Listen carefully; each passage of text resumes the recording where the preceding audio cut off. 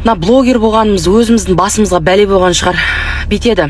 Отписка жасаймын, мына Шерзаттың оқиғасын айтпайсыз дейді. Мына бұтымыздың арасынан екі бала шығып отыр, біз не деп сөйлеуіміз керек қатын басымызбен. Қолымыздан келгенше айтып жатырмыз.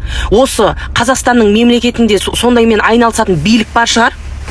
Одан мынау бір-екі тиын табамыз да, мысалға осы блогтан табамыз, енді Құдайға шүкір да. Сон бір-екі тиын таптың деп төбемізді ой жіберетін шығар осы.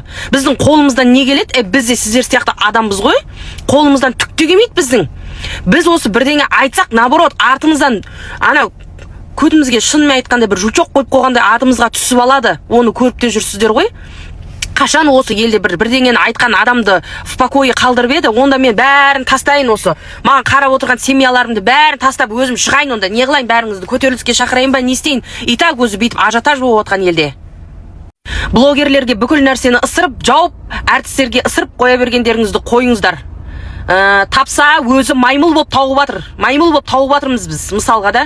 Ешкім біреудің аузынан жырып алып жатқан жоқпыз. Ешкімге бір міндетімізді артып қойып жатқан жоқпыз. Біз де еңбек етіп жатырмыз. Мысалы, осы мемлекетте бар мықтылар, мықты еркектер бар, бизнесмендер бар, ойбай қыр жіберем, сой жіберем дейтін бандит сымақтар бар. Айтсаңдаршы соларға. Сендердің әулеттеріңде де бір сондай мықтылар бар ғой, шықсын да солар. Неге сондайларға айтпайсыңдар?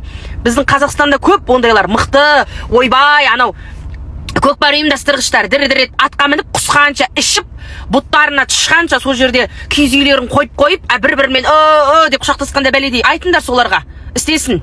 Осы уақытқа дейін блогерлерден не жамандық көрдіңдер, қолдарынан келгенше елге үйінде әперіп жатыр, денсаулықтарына көмектескенде көмектес. Бір рахметтерің жоқ қой, айналайындар. Отбасына қиын болған жоқ, оңай болған жоқ. Сіздер отырып жазасыздар комментарий. Шын мәнісінде отбасында қазір білесіздер ғой, екеуі де қамақта. Сол үшін күштеріңізді сол бағанағы дұрыс заң қабылдауына шешіңіздер, өйткені заң бұны барлығы білет қазір. Біз не істей аламыз, айтыңдаршы, не істей аламыз? Шама жеткенше барлығын істеп жатырық. Ең бірінші ешкім білмегенде сол төбелес жайлы біз салып көмектесті блогерлер. Блогерлер жайлы айтайықшы, блогерлер. Сіздер бәрі блогерлер отписка істеп жатсыздар ғой. Енді көбісінде мен тұрмын блогерлердің.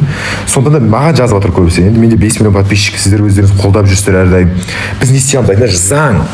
Біз әкімбіз ба, немесе полициямыз ба, немесе бір депутатпыз ба, бір ештеңе істей алмаймыз. Заң аясында, тек қана заң аясында шешкен қалаймыз. Барлық кінәлар жазаланып, жестко жазалану керек, чтобы ертең басқадан сабақ болатындай. Ол жазаланатынына мен сенемін. Өйткені неге? Потому что оны бәрі біледі.